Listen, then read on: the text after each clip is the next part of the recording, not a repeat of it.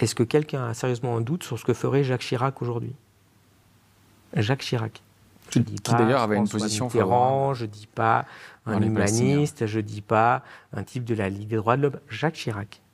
Est-ce que vraiment il laisserait un début de génocide à Gaza? Pour vous, c'est un génocide? Bah, je sais pas moi, quand on enferme des gens, qu'on leur coupe l'eau, l'électricité, tous les médicaments, je sais pas si on a pour ambition qu'ils mangent du sable, mais c'est limité à terme. En tout cas, de grands chercheurs, voilà, certes, évidemment, c'est le débat, si vous voulez appeler ça massacre, crime contre l'humanité, faites ce que vous voulez, mais en tout cas, de grands chercheurs israéliens emploient ce terme-là. On verra. Je rappelle qu'on emploie le mot génocide pour le massacre de Srebrenica. Hein. Il y avait 8000 morts, hein, je crois, de base. Bon, c'est le droit international, en fait, qui fait ça. Hein.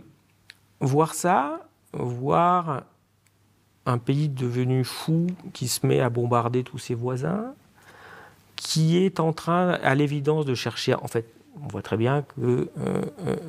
en ce moment, Israël est en train de chercher à déclencher une guerre au Moyen-Orient. En tout cas, effectivement, avec le Liban, c'est très tendu, il y a des morts. Avec le Liban, avec l'Iran, ils bombardent la Syrie.